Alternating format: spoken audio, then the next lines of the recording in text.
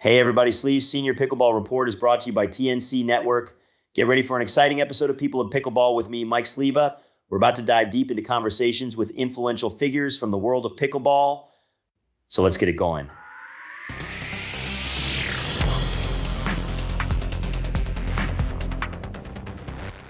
Today in our People of Pickleball episode, we are speaking with Rob Nunnery. Rob plays on the APP Tour. He's played on the PPA. He's played MLP. He is involved with UTR, the rating system that has come over from tennis to pickleball. We talk all things pickleball, ratings, pro game, amateur game, and everything under the sun pickleball. But before that, if you like this content, consider subscribing to the channel. Check out all the links in the description for discounts. Check out our newsletter as well and subscribe. And hey, let's get to that conversation with Rob Nunnery. Rob Nunnery, welcome to the Senior Pickleball Report. Thank you. Good to be here. I know it's been a little bit of a long time coming. I know you said some people are longer than others, but I'm glad to be here. Thanks. Yeah, absolutely. Great to have you. And really, there's a ton to talk about with you because you play on a bunch of different tours and you play obviously MLP at times, and you've been touring Europe and Asia and UTR-P, like I mentioned. But before we get into any of that, let's talk a little bit about how you got into pickleball. You played very high level college tennis.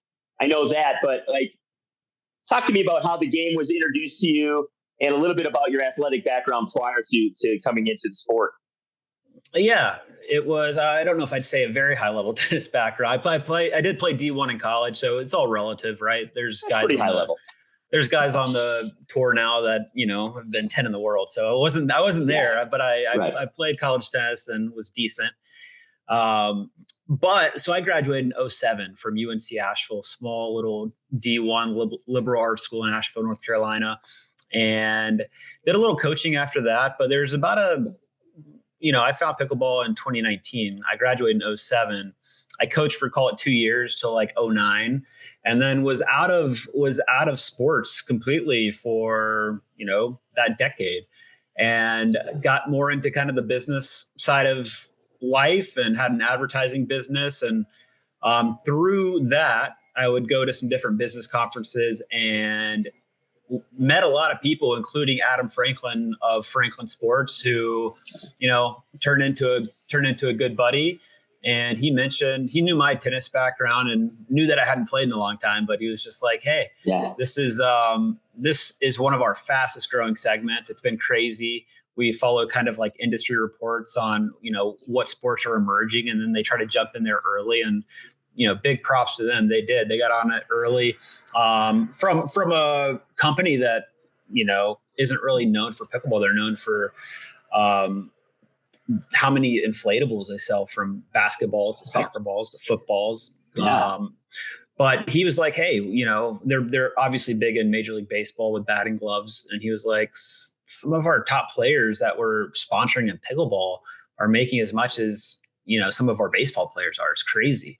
Yeah. And he sent me a paddle, and I was living in Austin at the time, and I just literally Googled pickleball lesson Austin and did a lesson at Austin Tennis Center with a guy named Calvin Keeney, and got hooked right away. I went home. I literally went home that day and made an Instagram post saying, I am going to go pro in the sport. I don't know anything about it yet, really, but I had a blast. It seems to translate well. I was like a serve and volleyer in tennis, even though I'm not huge. I came to the net a lot and played kind of junky feel tennis, not just like a grinder baseline guy.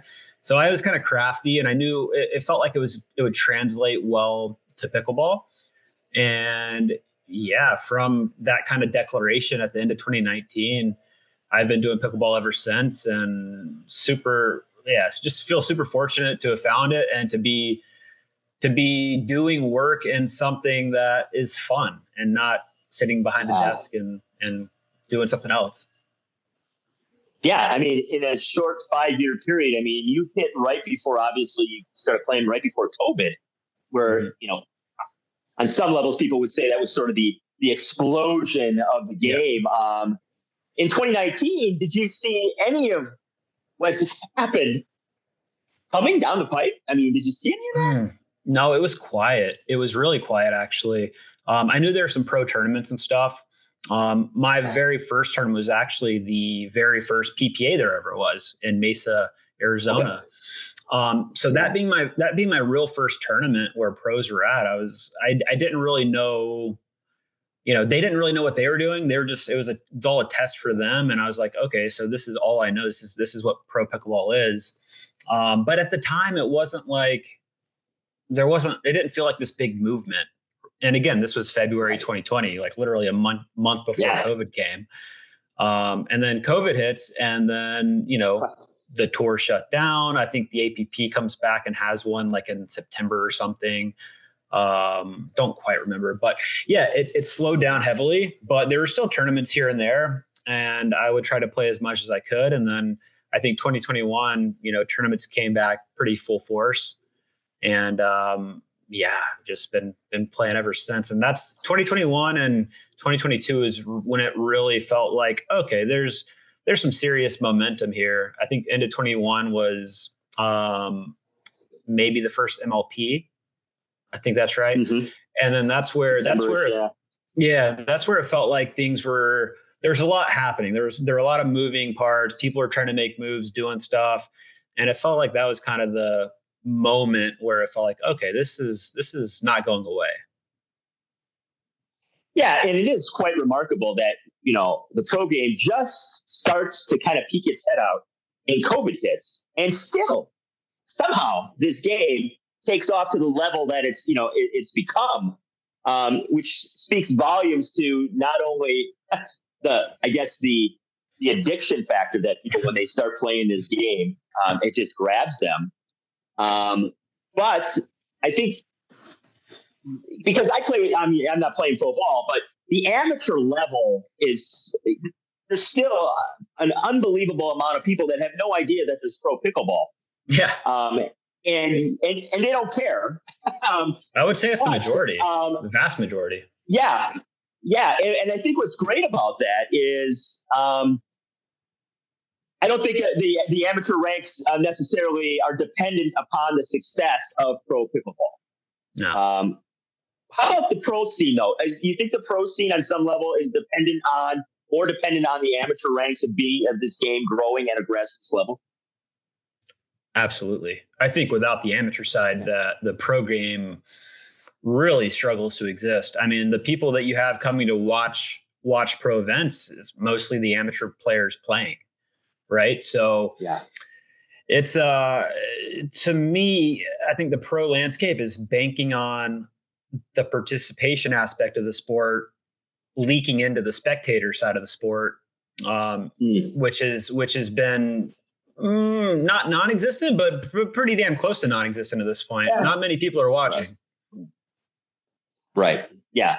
And do you think for me, like I always tell people, because I interview a lot of senior pros, people are like, oh my God, old people have a league too. But then I tell them, go see it in person. And it's the same thing when I went to see MLP in person or any pro event, regardless of the age.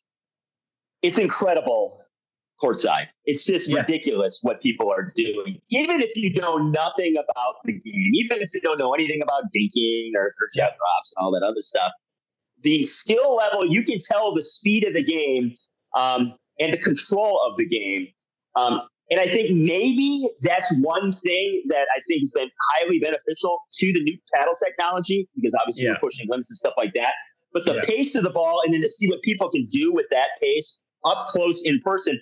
You've talked extensively about what can we do to translate that to television. And I love some of the ideas you've come up with over the years. And so where's your head at with that now? Because that's where we are. How do we get people to watch and invest in the pro game to make it a viable, sport on TV? Yeah, I think you're absolutely right in respect to, and I've never heard somebody actually that's gone in person to see pro pickleball be like, meh, that's okay. Everybody's like, even to and a lot of videographers, right? Photographers that are shooting pickleball for the first time. Like this has happened a lot.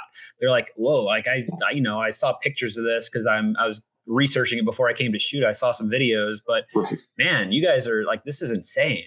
Like, and that's pretty much everybody's reaction when they see it in person is they truly are like blown away by the speed, the skill to go fast, to go slow, all in the same point. Like it does translate well to understanding that not everybody can do it when you watch it in person, but on screen, on stream, it still looks like everybody can do it.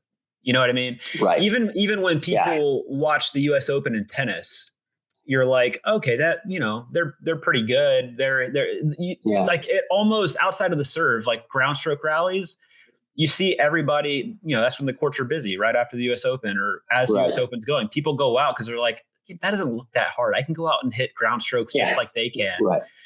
And that's pickleball on steroids, right? Like there's the paddle, it's more accessible, it's easier. So it really is a challenge on stream, making it seem like, or having it translate to what you see in person. And that's not been solved yet, I don't think. But I was just talking to Adam Stone on the podcast about, and I think I tweeted this, but so I haven't watched a ton of tennis. I watched the slams because I think it's interesting. I like to see how the Americans are doing, and the up and comers are always fun to try to, you know, keep tabs on. And one thing that I kind of, you know, with the pickleball mindset now of thinking about like how can we increase viewership, one of the thoughts that came to mind is in tennis, even in a best of 5 match on the men's side, you're pretty invested from the get-go if you're really into the match, because the break and hold dynamic in tennis makes it like there's these micro moments early in matches that really matter, that have a lot of tension. Right. You know, if you're serving and you go down love 30 or 15-40, like you're hanging on to those points because you know how big a break is. So, and that happens throughout the entire set, right? From first set to like, there's all these micro moments that really matter. And so thinking like, how can we bring those early moments into pickleball to make there more tension at the beginning of matches? Because I've talked to a lot of people that watch rally scoring and they're like, well, I don't really pay attention until somebody gets to 20. You know, like it's just noise before that. When somebody gets to 20, then I'll watch. And, you know, sports are always more fun to watch at the end of a game or at the end of a competition. Sure. Yeah. But I feel like there does need to be something earlier on in pickleball games, matches that emulate kind of that tennis aspect of the break hold. So one thought was, and again, this is really out of left field. It's wild. But emulate, like, instead of the server having the advantage, right, in pickleball, it's the return team. That's changed a little bit with, you know, paddle technology and how big guys are serving and gals are serving. But the return team still has the outright advantage. I think it's 42-58 was what the stats showed. So 58% to the return team. I'd like that to go a little higher. I'd like that to be like ideally like 65% to the return team. Okay. So if we slow down the serve a little bit, I know some people don't like that, but I do think that it would create these moments of, you know, if you're the serving team in pickleball, it's essentially you breaking serve in tennis, right? So, you know, you getting that game is a big deal if you win a game on your serve in pickleball. So what if we emulated tennis scoring, same exact thing, but had these micro moments with, you know, the serving team winning a game, knowing that that's a big deal because the return team has the advantage. Obviously a wild idea, but I do think there is something to figuring out mechanisms early on in games and matches that matter, you know? Yeah. Yeah. I mean, obviously there's, and people are always seems to be trying to tweak what's going to work on the pro game. And, you know, some of those things, I played high level sand volleyball for years, and some of those things they slipped down into the amateur level. Some of the rule changes to some of the tweaks. Like we changed everything, you know, in like one go. We changed the ball, we changed the width of the courts, we changed the rally score, we had let serves, and it all happened at once. So when people are talking about change in pickleball, they always start to panic. But I'm like, man, we changed everything, and you know what? The same teams were winning. It didn't really matter. We just sort of changed the dynamic. I think the thing that I took from beach volleyball and what I think the improvement could be maybe in the pro game is the narrative. I was a huge tennis fan growing up. I was, in the Borg McEnroe era, and then obviously in college I was watching Sampras Agassi stuff. And the narratives there were incredible because you had these contrasting personalities.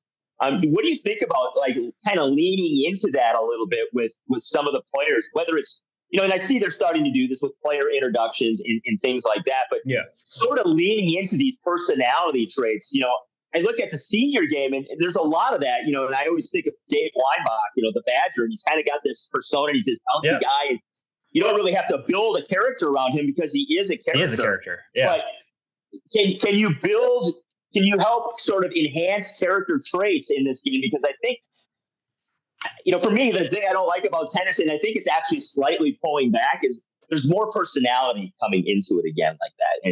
And mainly I think the difference in tennis is everybody plays the same. You just crush ground strokes. So there's no McEnroe necessarily coming to the net and stuff like that. What do you think about the narrative of the game and promoting that? I think it's a huge deal. I think you're right. Tennis has done a really good job lately. And a big piece of that is there's so many tennis players. And it goes pretty deep to where, you don't have to be the best player in the world to still get, noticed and be able to show your personality. In pickleball, it's not, it's tough if you're not like on those main courts, right? Or getting interviewed or all of those things. So you have to almost do it yourself in terms of creating content. And nobody's really very good at it right now. So I do think it's a huge deal. Tennis has some like Medvedev, hilarious. Rublev, all these guys, Bublik. I mean, mainly all the Russian. They're funny. Yeah, but even the Russians are funny. They are.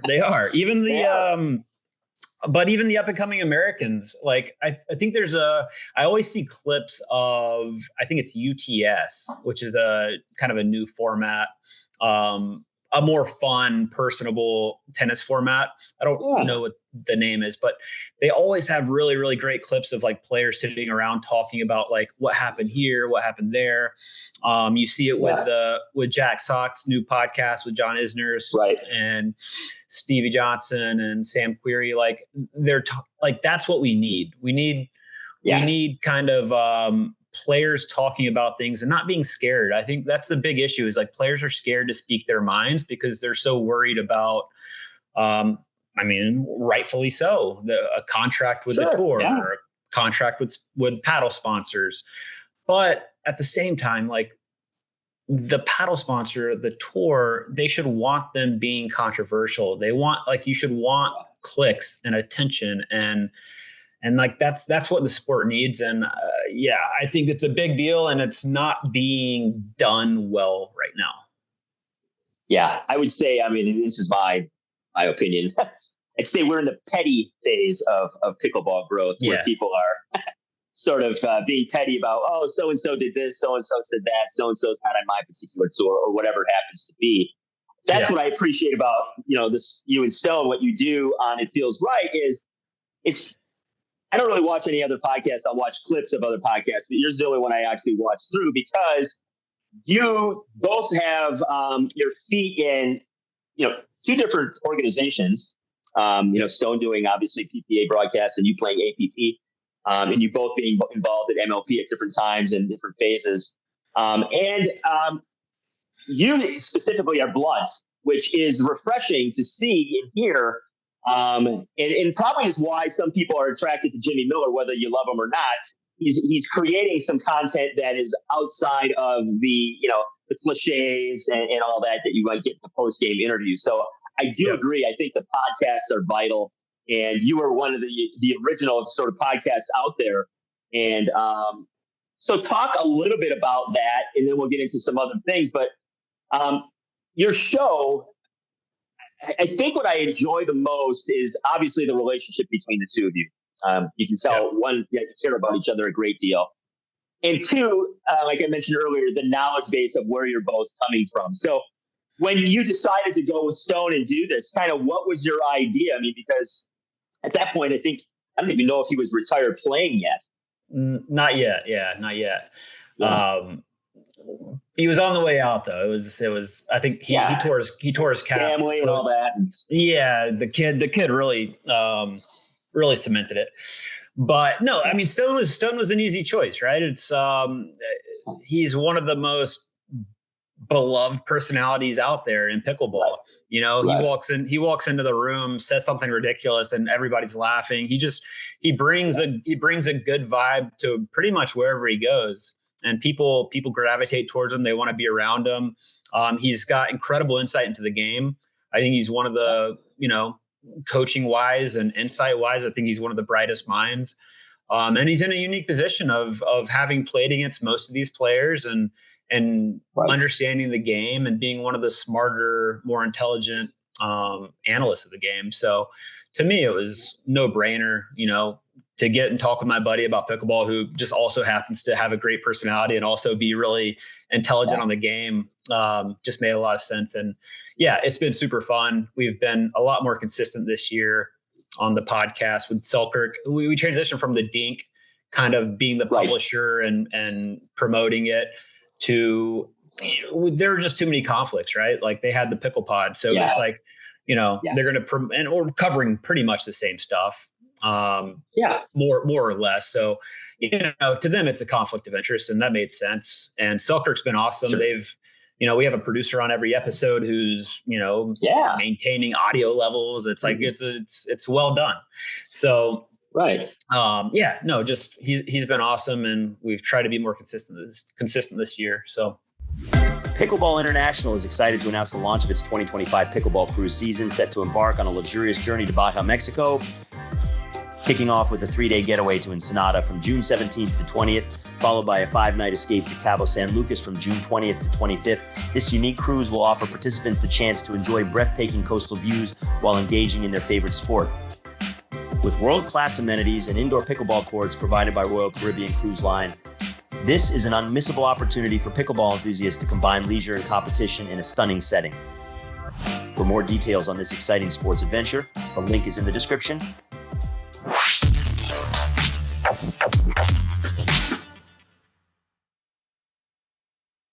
Hey, if you're looking for very, very comfortable court shoes, in fact, the most comfortable court shoes I've ever worn, and I've worn a lot of them over the years playing different sports, try Fitville. We have a link in the description that gets you $20 off your purchase.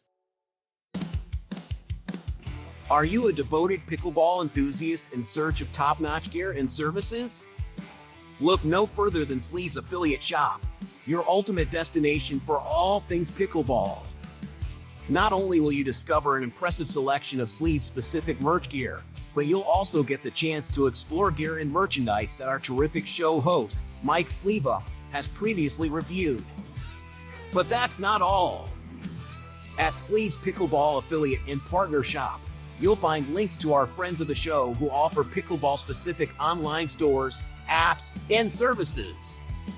By stopping by and checking out our extraordinary collection, you not only enhance your game, but also show your support for our show, Sleeves Senior Pickleball Report. So why wait? Join us in celebrating the love for pickleball and dive into a world of top-notch gear and services. Let's switch gears a little bit here. UTR, Universal Tennis Rating. For people that don't know anything about getting ranked or rated in pickleball, because when I first came in, there were all these acronyms and, which one's doing what, and are there algorithms and are there not algorithms? Tennis obviously has been rating people for a very long time. And so for those of us that don't know anything about how the tennis rating works, can you just give us sort of a thumbnail sketch about UTR and then transition that and how that may work with UTR-P? Yeah, tennis is interesting because like growing up, I think ratings, like growing up playing tennis, junior tennis, like we never, as junior players, we never really thought about ratings. It was always based on state ranking, and then there's a sectional ranking, which for me growing up in Georgia was the southern section. And then from the southern section, then you look at your national ranking. But it was all ranking based and age group based. So call it 14 and under, your Georgia ranking, your southern ranking, and then your national. Yeah. The only people, my dad played kind of adult league tennis in Atlanta in an organization called Alta, which has an absurd amount of members. It's like probably, I think it's the biggest adult tennis league in the country. It's gigantic. And they're getting into pickle now, which, little late, but adults were the only ones that really cared about ratings, and that was for their leagues. Yeah. So it's changed a little bit. I coached college tennis, as I mentioned, after I graduated, and the issue we had recruiting was the French had, and we recruited internationally heavy. The French had their own unique rating, which was like a negative 2.75. And you're like, what does that mean? Like, and then you have to go research it, and it's all in French, and it's hard to understand it. And then Germany had their own rating too. And then you had to figure out what the German rating was. And it was hard. It was really hard to identify what these ratings meant, and how does that German rating, how does that player reflect to the French player? And how does that player reflect to the American player who doesn't even have a rating? They just have a ranking. Right. So there's a whole lot of fragmentation, internationally, anyways, especially in tennis. When I was coaching, this is called like 2008, 2009, something like that. So UTR came along and basically said, we're going to create an ageless, genderless rating. So one for level-based play. So anybody from anywhere that plays this game, whether it's America playing somebody in Germany, if your ratings call it a 8 and their ratings an 8, you can pretty much guarantee that it's going to be level-based play, and you guys are going to be a good matchup for each other, and you'll have a good match, and it won't be lopsided. So that was kind of the impetus of it, is that there was no rating that was global, that people could, get level-based play across borders, or even really in the US. So UTR did a great job. It's kind of in tennis anyways, it's the de facto rating that all college coaches look at, especially college coaches, because they're the ones looking internationally a lot. So they know if this person's rated this in Italy, that they're going to be, they're a 13. They have a 13 on the team. They're going to be very even, and it's accurate. They know. So the algorithm's really, really dialed in. They have so much data, and basically bringing that algorithm over into pickleball, it's the same goal, right? It's really early internationally still for pickleball on a global stage. For sure. There's not a ton of people playing. I know there's you're seeing events pop up in India and England, and there's, French Open and Swedish Open, all these things, but it's still very niche. It's mainly the same players playing in all those tournaments. So the European crew is just traveling to each one. So there's not this widespread adoption like we have here in the States. So as we have that international adoption, it's going to be really important to have an algorithm that's super accurate across borders. And that's UTR's coming in, and they're kind of they are ratings. They've done it for a very long time. That's what they do. They're a data analytics company, pretty much a software company, and Silicon Valley based, very well funded, 100+ employees. It's a big operation. They have strong revenues, and obviously a little late into the game. There's competitors. You have Duper. You have on the tournament management software side, you have Pickleball Brackets, you have Pickleball Den, you have competitors. So we're entering a space, call it a little late, but very confident that we are going to create the best product out there. So from the rating to the tournament software, great partners in the APP Tour and USA Pickleball, becoming the official rating. UTR is now UTR-P, and also being the official tournament software. So rolling that out for all the APP tournaments starting in Dallas in October, and then nationals will be on the platform, and it's going hard from there. Yeah. So what's your official role with UTR? Yeah. So with UTR, I'm kind of the director of pickleball growth and development, community activation. So my role is I've got some outreach fellas that reach out to clubs and try to get them on board, talk about the benefits, get them using the tournament software, the league software, which integrates seamlessly, obviously, with the rating. So you have an all-in-one solution where you have, you put in verified results from a tournament on UTR, and boom, the ratings, it rolls into the rating immediately, which gets updated every 24 hours. So you can see what happened today, you can see tomorrow. Right. Yeah, and because everybody wants to know, obviously, where they stand and what their rating is and how they kind of fall in, and people check in monthly if they get updated and all that from their particular tournaments. Yeah. Is there last question for this? Is there more of a challenge because pickleball is a doubles dominated game more than it is singles to get that rating correct? Whereas obviously it's easier to rate somebody on an individual basis. Right. I think that goes for any rating system. When you have more variables, right, it's going to be tougher you're going to need more data to find that accuracy. Singles being 1v1. Yeah. Very straightforward. Right.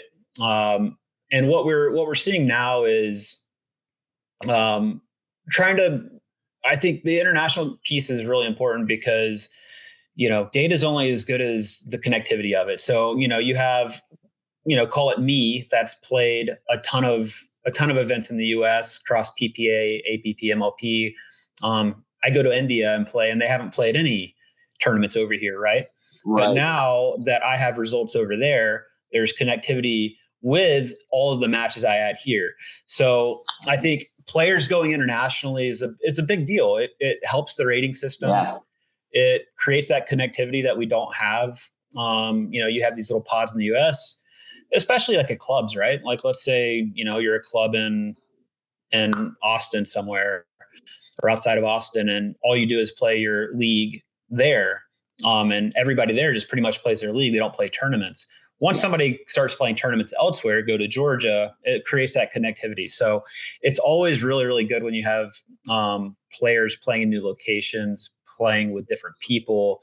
It just creates that connectivity that we wouldn't have otherwise. Yeah. Excellent.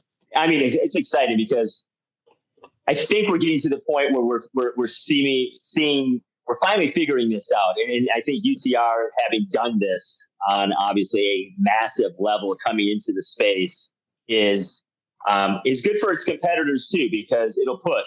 We'll get it right, and ultimately that's what we want. Before we let you go, I'd be remiss. I talked to Ryan Sherry last week, and he was in the film that you and I were also in. I like any story that starts with I talked to Ryan Sherry. Yeah, well, that was an interesting story in itself, right? And so obviously the film, the first what I would call Hollywood produced documentary, Dreambreaker, a pickleball story, which was released very short time period for the San Francisco Film Festival for about a week. Yeah. We could stream it, and so like 8 of us saw it maybe during that point. But it sounds like it's going to be widely available very shortly this fall on a wider platform. Just kind of your thoughts about the film and the process of watching something like that come to life about your sport. You watch this. You got these series on F1, and you can watch the series on tennis and all this. And this was, I guess, a one-off. But yeah, your initial thoughts and kind of viewing the film and what you thought about it in sort of the reflection it made on the pro game, specifically. Yeah. First off, I thought you narrating it was just brilliant. Like I loved it. I thought you did a fantastic job. No, it's not just me blowing smoke. I thought you really did a good job, and it was. Thank you. And yeah, it brought a super unique perspective.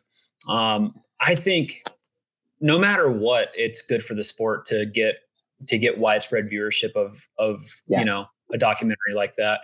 No matter what it portrayed, honestly. Obviously, there's been a ton of chaos in certainly the pro pickleball landscape with the tour wars and the leagues and the contracts and all of that, and the personalities at the top. I thought it was great that they got the Dundon interview. Didn't know if that was going to happen, so really cool that they were able to sit down with them. But I think it's going to be great. I think it's just going to bring more awareness, which is what especially at the pro level, it's what we need. We need more people getting invested into the players. We need those players expressing themselves and showing personality and like the Tysons, he does a great job of it. And he's done, like, he's kind of the guy that's doing it right, in terms of, like, I would agree, creating a brand and like a personality, and like he's done an amazing job, whether you like him or don't like him. He's right. He's really done it well. Yeah. I think you're exactly right. He is sort of I would look at him as the prototype if you're going to create a character in a brand. He's really upfront about it. He says, I'm creating this character and this is what I'm doing. And it's drawn, obviously, a ton of attention to him, and he's making some decent money from this. But I do agree. I think that type of branding is desperately needed in any sport trying to gain traction, but in particular this sport where, we don't have the training yet for people for post-game interviews necessarily, where they're polished and they might seem awkward and things like that. Yeah. And so you do kind of got to do a lot of things on your own and take initiative, and that's what he's really done. And he's a natural. Let's be honest.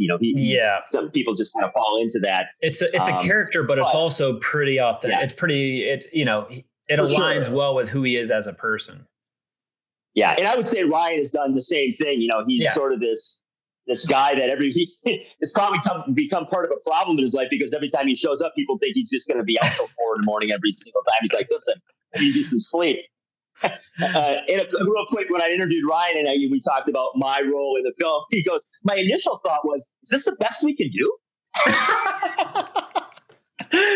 Oh, that's hilarious. I love it. I love it. I go, you know what? That's sort of my first impression, because when I watched the film, my wife and I turned to each other. We went like, why am I in it? And then my buddy, who's a filmmaker, goes, you are the, you changed the taste of the film, because it's all these talking heads and all these pros. Yeah. You're the ginger, is what he said. Yeah. They kind of get a little break, and then they get a summary of all the acronyms. Yeah. You're the palate cleanser. Yeah, for sure. I love it. Yeah. No, I'm excited for when people they came to see out. it. Yeah, for sure. I mean, what's funny is to listen to people react to it who have seen it, including yourself, talking like when you were talking about me in the film, explaining it to Stone. And then at the end, these guys, like, they're in the wilderness and I think he's playing a banjo and it's because it is. When they came out to film, I warned them. I'm like, listen, we are in the middle of nowhere, off grid. I live in a dirt, and just so you know, it's not going to be comfortable filming here. And they were champs, and they did a great job. And I'm actually very happy with how the film turned out, and everybody's rolling. And I think they had, they brought in Lee Whitwell, which was great, huge personality. Obviously, Ryan, yourself, and so I'm excited for people to see it and give their feedback, whether they like it or hate it or what. At least there'll be some engagement. Yeah, and I'm glad this one got out. There's another one that filmed a ton with our team for MLP when I was on the Aces, the Brooklyn Aces. I mean, we had them staying basically at the Airbnbs with us at the events. They came and flew out and shot with me in Florida. They went to Raleigh to shoot with Adam and Corinne and the baby. Wow. And then I was told that it just got put on ice and that they couldn't sell it which was a bummer because they filmed a ton of content. And I think, man, like, why can't that be like released on YouTube or something like that? Well, that's the thing. I think I've learned a great deal through this process because, they started filming this thing at the first MLP, which is 3 years ago, right about now. And it still has not been widely released. And I'm like, and to quote the director, Ashley, she said, movies take a long time. And I'm like, holy cow. And the longest part of this whole process is really about getting it sold and getting it out. And I'm like, even if you're a Hollywood, director and stuff like that, it's no guarantee. As we found out with these people that have filmed a ton of stuff. So, I feel grateful that it's eventually going to be out here and people will get to see it because it was it's a long process. Yeah, I remember them shooting at the first MLP, and I was like, and then I completely forgot about it. And then they kind of popped up again in my purview whenever we shot, some interviews, maybe 23, had to be 23, I think. Yeah. And I was like, man, this is the same. Oh, this is the same shoot from 21. Same people. Right. I was like, oh, this is right. yeah, this is a long project. Got it. Yeah. Yeah. All right. Before we get you out of here, you know, this game's exploded. Where do you see this? This is crazy. I mean, you know, obviously none of us saw all of this coming down the pike, and we talked about it briefly, but like specifically with the pro game, where's it going, man? Yeah. I mean, really, it's every week's a new thing. Yeah, the pro game to me is a big question mark. I think, you know, talking about the amateur side, it's an easy answer. It's gonna be Padel in Europe. It's going to be kind of that level, which is just huge. There's going to be facilities. I mean, it's shocking to me how many Padel facilities they get up in Europe. Because I was like, oh, the infrastructure in Padel versus pickleball is such a pain. But they put these facilities up like nothing. So I'm like, oh, well, this should be even easier for pickleball.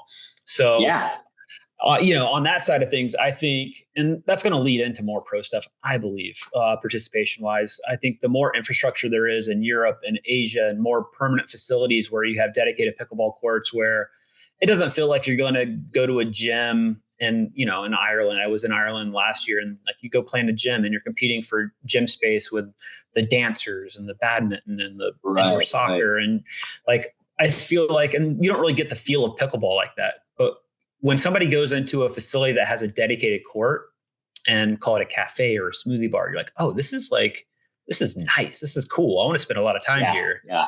There's just a different vibe.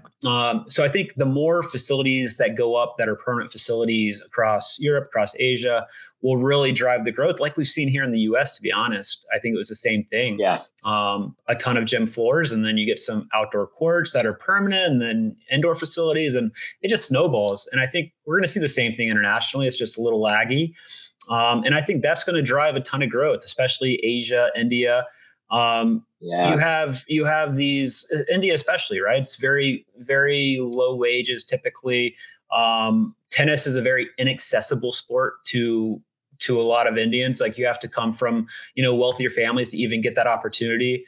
What I like about India is that in particular Global Sports, who I do most of the work with over there, who put on the Monsoon Championship, the Indian Open. Like one of the things that resonated the most with me when I was talking to Shashank, who's one of the owners, is he was basically giving me the breakdown of cricket. And there's something in India called street cricket.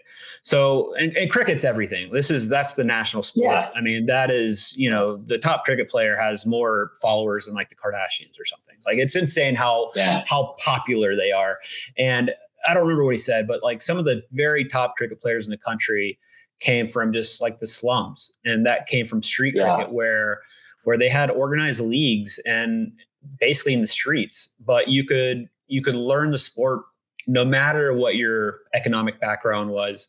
And that's their vision for pickleball. And I think that's the beauty of pickleball, honestly, is that you just have to throw up a net. You just need paddles and a ball. And even if it's not a real ball or whatever it may be, you can play the sport and it's super accessible. And I think that's the beauty of it. And that's going to drive the growth. And I think that's what's driven the growth everywhere, is how easy it is to get going. Yeah, I mean, you can play in your cul-de-sac, you can play in your driveway. I put a half court in my parents' basement. That's the thing. And I think from those places, those are where the stories and the narratives build ultimately. You have very diverse backgrounds and where these people have, people have overcome and what they're striving to do and the characters that they are. And so, you know, I hope the narrative starts to build a little more. And I think it will internationally because it is. We're in a little bit of a bubble right now. And obviously you got outside of that bubble and we're gone for a long time and out there and seeing what's happening. I talked to Megan Fudge a few months back and, you know, she's doing the same thing. And that's what I appreciate about what y'all do is you're not only playing at a very high level, but you're really involved being ambassadors and kudos to you both. So. Yeah. And I think appreciate that. And I think, I mean, so the APP's building basically a touring pro program down at the Fort where it's going to be essentially the idea of what IMG is for tennis. It's where you go train. It's, you know, schooling, boarding, the whole room and board deal. And you're playing pickleball all day and training, and it's a real it's a real profession, and it's a real, it's a real goal for people to come over and have a place to go to train. Because right now there's nothing like that. There's no academy or place where you can go for a high level practice other than, trying to get into groups in Austin or trying to get in groups in South Florida. So I think it's really cool what they're doing. And I've already had so many people reach out like wanting to come to the US to train with me, and to get coaching. And like the interest internationally in the pro game here is huge. And to your point, I think when players like that start coming over and we start learning their story about growing up in India or growing up in Taiwan or Bali or whatever it may be, and they come over, and I think that's when the narrative starts building, like you said. And we're so early. It's, this whole thing started in 2020 in terms of the tours.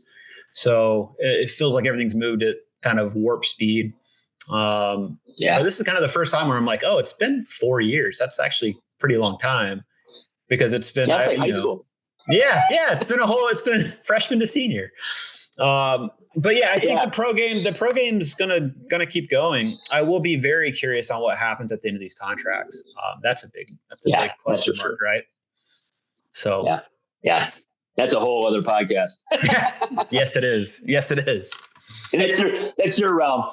Thanks, Rob Nunnery. I mean, obviously, you can watch Rob on It Feels Right, and also, Selkirk TV, Selkirk sponsored player, plays on the APP tour, involved with UTR. All the links in the description if you want to touch base with Rob. And again, thanks for your time, Rob, and keep doing what you're doing, because you're one of my faves, man. No, I appreciate you. Thanks for having me on. I've got a new podcast with Selkirk coming out that just got released called Behind the Paddle. And I would love to have you on as a guest to talk a little bit about your journey. So unique as is, but your journey and what brought you into pickleball and the whole deal. So we'd love to have you on if that's okay. Yeah, that would be great. And again, everything down below, and follow Rob, man, because the guy can play. Thanks, Rob. Thanks, man. Yeah, thank you. Hope you enjoyed our conversation with Rob Nunnery. Again, folks, at the end of the day, you know what to do. Subscribe to that newsletter, and hey, let's pickle.